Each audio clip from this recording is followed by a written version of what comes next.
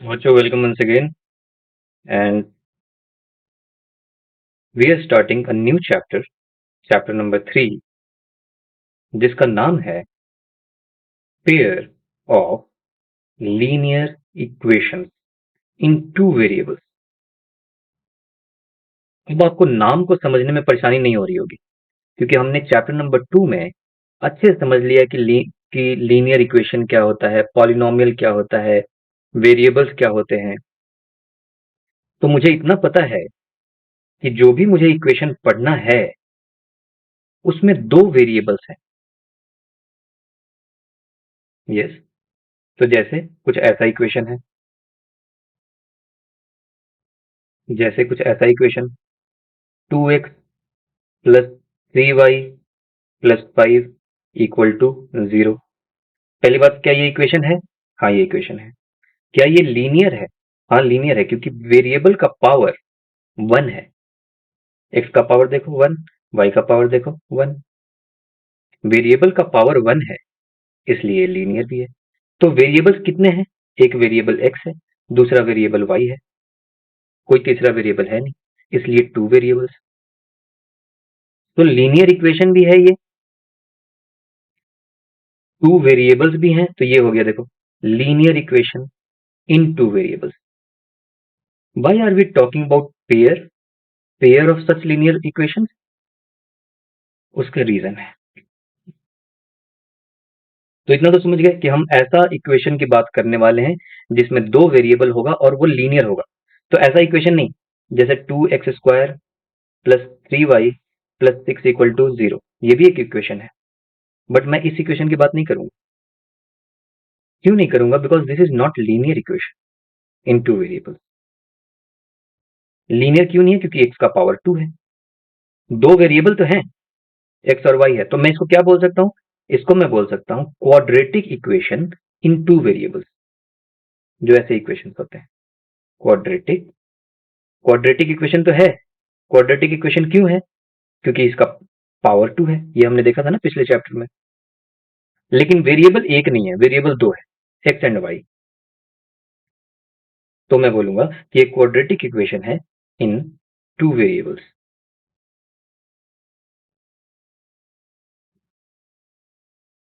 ठीक है, तो ये जस्ट आपकी इंफॉर्मेशन के लिए। अदरवाइज हमें समझ में आ गया कि जी हमें लीनियर इक्वेशन इन 2 वेरिएबल्स का हमें बात करना है। लेकिन why he is saying, why the chapter is saying that pair of, pair से क्या लेना देना है?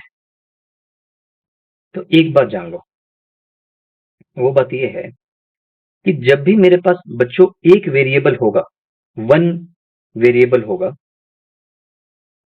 जैसे मैं बोलूंगा 2x प्लस 1 इक्वल टू 0, ये क्या है? ये लीनियर इक्वेशन इन 1 वेरिएबल है। तो अगर मेरे पास एक वेरिएबल है ना, तो सिर्फ और सिर्फ इसका आंसर एक इक्वेशन से निकाला जा सकता है। इक्वेशन कितना है? देखो, एक ही इक्वेशन है, 2x प्लस 1 इक्वल टू 0। इसमें मैं x का वैल्यू निकाल सकता हूँ क्या? हाँ, निकाल सकता हूँ। x इक्वल टू होगा 1, इधर चला गया, -1/2। देखो आंसर आ गया, x का वैल्यू मिल गया, मतलब वेरिएबल की वैल्यू मैंने फाइंड आउट कर ली। किससे? सिर्फ एक इक्वेशन से। क्यों? क्योंकि वेरिएबल सिर्फ एक था। क्लियर? उसी तरीके से मान लो ऐसा होता तो x² plus 5x plus 6 equal to 0। ये क्या है? ये क्वाड्रेटिक इक्वेशन है, लेकिन वेरिएबल क्या है? वेरिएबल सिर्फ एक ही है, वेरिएबल सिर्फ x ही है। देखो, कहीं पे y z इस तरीके का यूज नहीं हुआ है। तो इसके लिए भी मेरे मेरे लिए एक इक्वेशन सफिशिएंट है to find out the answer of x। और यही तो हम करते हैं, क्वाड्रेटिक इक्वेशन में भी हमने यही किया था, पॉलिनोमियल्स वाले चैप्टर में पढ़ा था ना, चैप्टर नंबर 2 में। इसका इसका हम आंसर अगर मुझे निकालना है तो कैसे फाइंड आउट करेंगे? x² प्लस 5x को मैं लिख सकता हूँ 2x plus 3x plus 6 equal to 0। जब आप इसको फैक्टराइज करोगे तो ये बनेगा x plus 2 into x plus 3 equal to 0।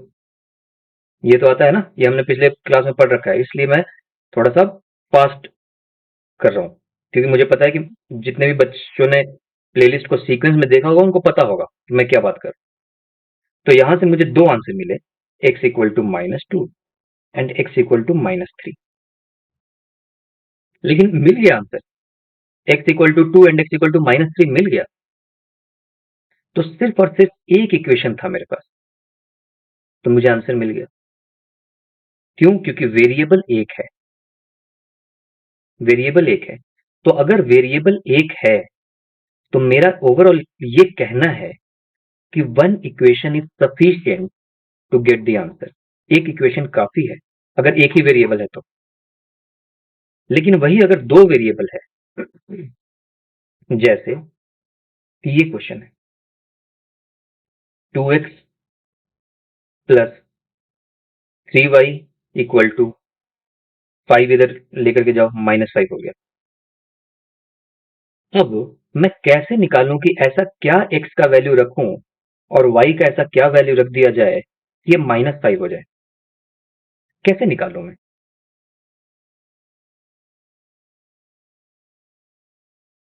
जैसे कि इसका आंसर क्या क्या हो सकता है, देखो। अगर सिर्फ और सिर्फ एक इक्वेशन है तो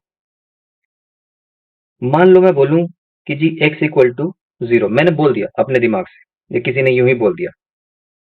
मैंने बोल दिया कि मान लो x इक्वल टू 0 है और y इक्वल टू -5/3 है। मैंने निकाल दिया आंसर। मुझे चेक करना है कि ये आंसर सही है या गलत है। तो देख लो, इस इक्वेशन को ये आंसर सेटिस्फाई करना चाहिए ना। आंसर निकालने का मतलब क्या है कि इस इक्वेशन के लिए मैंने x और y की वैल्यू निकाली। जैसे ये था x-5 equal to 0, one variable में जो आंसर है x-5 इक्वल टू 0, तो मुझे पता है कि x equal to 5, x equal to 5 आना, जो आंसर आया है, इसका क्या मतलब है? इसका मतलब ये है कि ये 5, x इक्वल टू 5 इस इक्वेशन को सेटिस्फाई कर रहा है। और सेटिस्फाई का मतलब कि अगर इस x को इसमें रख दिया जाए, 5 को रख दिया जाए, तो ये इक्वेशन सही दिखेगा मुझे। देखो, x को 5 रख दिया तो 5 माइनस 5 0 हो गया। तो इस इक्वेशन को सेटिस्फाई कर रहा है x इक्वल टू 5। ठीक। तो आंसर लाने का मतलब यही होता है कि मैं ऐसा वैल्यू ढूंढ लूं जो इस इक्वेशन को सेटिस्फाई करे। तो आंसर लान एक्स और वाई का आंसर लाने का मतलब ये है कि मैं ऐसा एक्स और वाई का वैल्यू ढूंढूं जो कि इस इक्वेशन को सेटिस्फाई करते।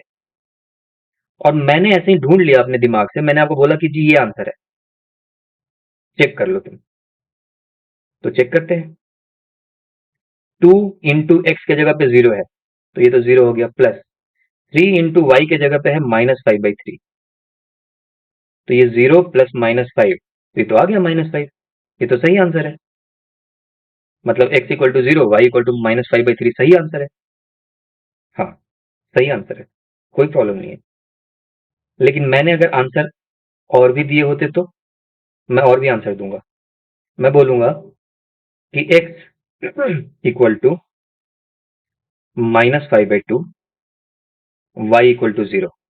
मैंने एक और आंसर बता दिया। मैंने बोला लो, ये भी आंसर है। तुम बोलोगे ये भी आंसर है कैसे? मैं बोलूंगा चेक कर लो, तो तुम बोलोगे ठीक है सर, चेक कर लेते हैं। आंसर मतलब कि सेटिस्फाई कर रहा है कि नहीं, इस इक्वेशन को चेक कर लेते हैं। तो x के जगह पे रखो -5/2, तो मैं लिखूंगा 2 इंटू -5/2 प्लस 3 इंटू वाई के जगह पे तो है 0, तो 3 इंटू 0 0 हो जाएगा। तो देखते हैं क्या आता है। 2 से 2 कट गया, ये तो -5 प्लस 0, ये तो -5 आ गया। राइट साइड में भी -5 है, तो ये भी सेटिस्फाई कर रहा है।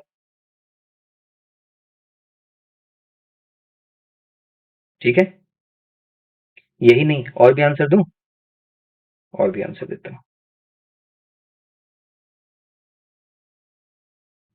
एक और आंसर ब्लू से लिखते हैं पूरा।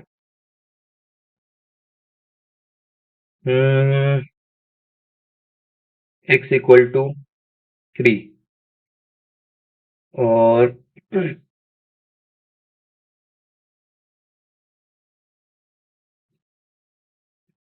सॉरी,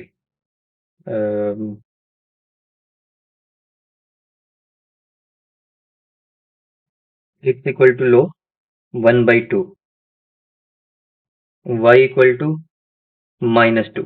चेक करो, मैंने बोल दिया कि ये भी आंसर है। तुम बोलो सर चेक करना पड़ेगा, आप सही बोल रहे हो या गलत। तो मैं लिखूंगा 2 इंटू एक्स की जगह पे क्या है 1/2 प्लस 3 इंटू वाई की जगह पे क्या है -2। देखते हैं, 2 कैंसिल हो गया, ये 1 माइनस 3 इंटू 2 -6, 1 -6 -5। सर ये भी आंसर सही है।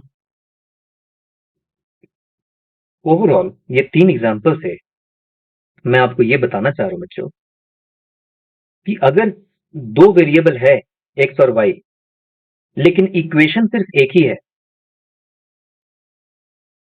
देखो इक्वेशन सिर्फ एक ही है, तो इसका जो आंसर है ये कोई गारंटीड सॉल्यूशन नहीं है इसका। दुनिया में कोई इसका गारंटी आंसर नहीं दे सकता कि भाई एक्स यही होगा और वाई यही होगा। तुम खुद ही देख लो, एक्स का वैल्यू 0 भी था, एक्स का वैल्यू -5/3 भी था, ये भी आंसर सही है, ये वाला भी आंसर सही है। तो मैं कह रहा हूं कि इसका इनफाइनाइट आंसर है, इनफाइनाइट आंसर।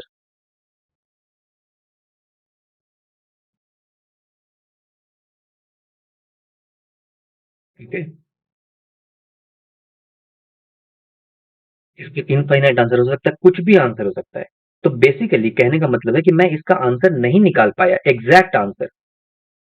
इसको तो हर तरीके का जो है नंबर इसका सॉल्यूशन है, जो भी इसको सेटिस्फाई कर दे। ये 3 तो मैंने अभी ढूंढ लिए, तुम ऐसे ही बहुत सारे ढूंढ सकते हो। ठीक है, तो मेरा पॉइंट ये है, ओवरऑल जो मैं बता रहा था आपको, वो ये है कि अगर मेरे पास दो वेरिएबल है बच्चों, तो मुझे एग्जैक्ट आंसर जानने के लिए मुझे दो इक्वेशन चाहिए, तभी मुझे एग्जैक्ट आंसर मिलेगा। अगर 3 वेरिएबल होगा तो मिनिमम मुझे 3 इक्वेशन चाहिए उसका एग्जैक्ट आंसर जानने के लिए। अगर एक वेरिएबल होगा x-4 = 0, तो एक इक्वेशन मुझे चाहिए, उससे मेरा एग्जैक्ट आंसर आ जाएगा। और देखो एग्जैक्ट आंसर आ रहा है x = 4, सिर्फ और सिर्फ एक इक्वेशन से। लेकिन अगर मेरे पास दो वेरिएबल है तो मुझे दो इक्वेशन चाहिए होगा एग्जैक्ट आंसर ढूंढने के लिए एक्स और वाई का। तो मैं एक और लिखूंगा वेरिएबल x-y = 10। अब अगर मैंने ये दो इक्वेशन दे दिया, तो अब गारंटी है कि मुझे ऐसा एक्स और वाई का वैल्यू चाहिए जो कि इस इक्वेशन को भी सेटिस्फाई करे और इसको भी सेटिस्फाई करे। तो जो मैंने पहले बोल दिया था ना कि पहले x = 0 ले लो और y = -5/3 ले लो। अगर ये लूंगा तो ये वाला तो सेटिस्फाई कर जाएगा, लेकिन व्हाट अबाउट दिस, इसको देखते हैं। 0 लिया, y की जगह पे लिया -5/3, तो माइनस माइनस प्लस 5/3। ये राइट साइड में तो 5/3 आ गया, सॉरी लेफ्ट साइड में, और राइट साइड में 10 है। तो ये इस इक्वेशन को सेटिस्फाई नहीं किया। कौन सा, ये वाले आंसर।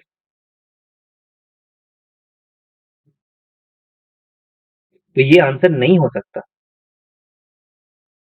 मुझे ऐसा एक्स और वाई ढूंढना है जो कि ये दोनों के लिए सेटिस्फाई करे, दोनों इक्वेशन को, इसको भी और इसको भी।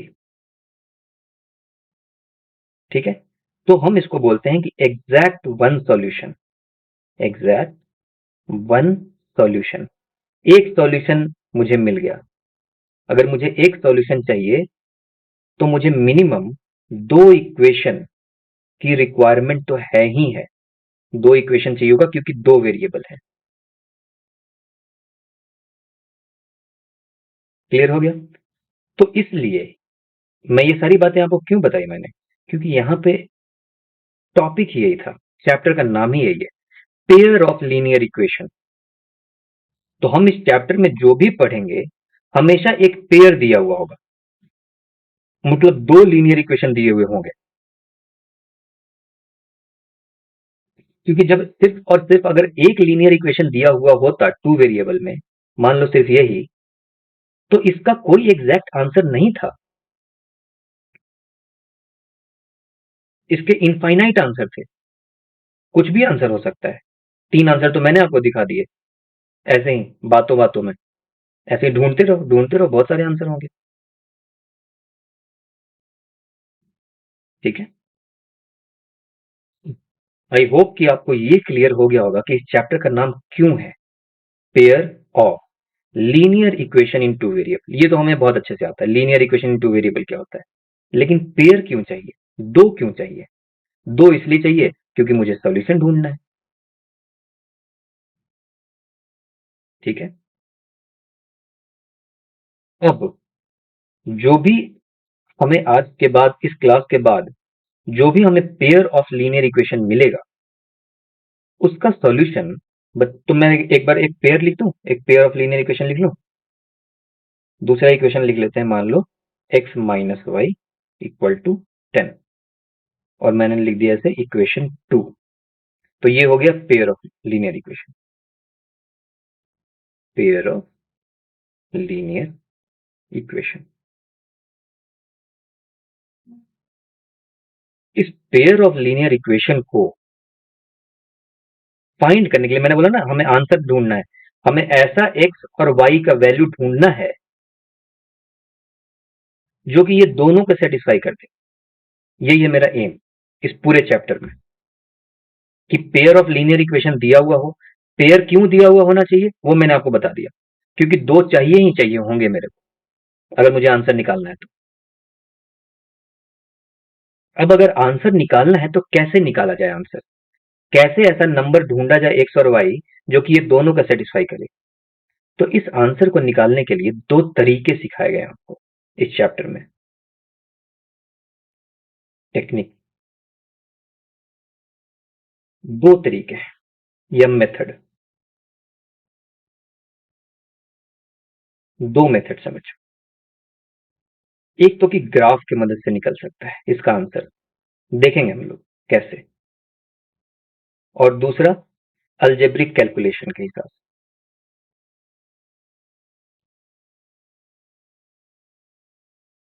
अलजेब्रिक कैलकुलेशन मतलब वही, जैसे मान लो 2x minus 5 = 0, linear equation in one variable, इसका आंसर निकालना होता तो इस 5 को इधर ले जाते, हम लिखते 2x = 5, फिर मैं लिखता x = 5/2। ये कौन सा मेथड है? इस मेथड को बोलते हैं अलजेब्रिक मेथड,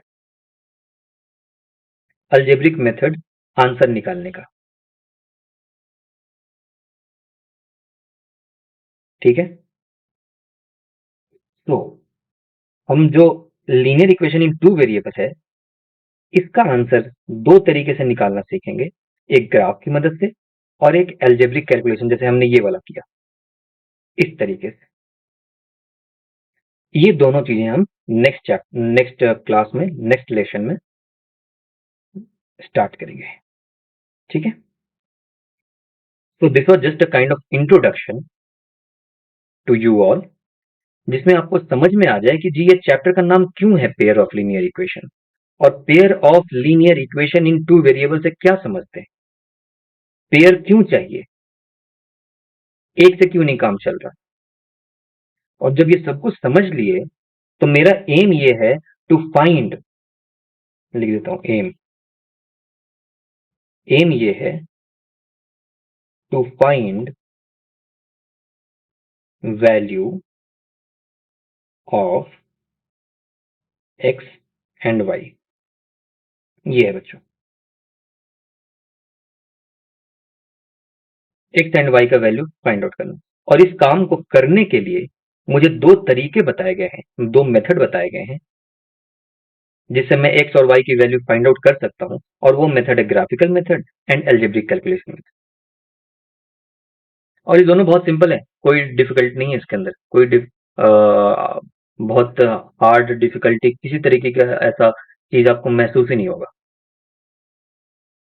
इनफैक्ट कोई भी चीज डिफिकल्ट नहीं है दुनिया में, पढ़ाई तो नहीं है, अगर उसको समझ समझ के पढ़ा जाए, बिल्कुल एक सीक्वेंस में, एक प्रोसीजर के साथ, उसको मजे के साथ अगर जो उसको पढ़ा जाए तो बिल्कुल डिफिकल्ट नहीं है, समझ समझ के अगर पढ़ा जाए तो चलिए बच्चों, आप सभी से मिलते हैं इन next class with lesson number 2।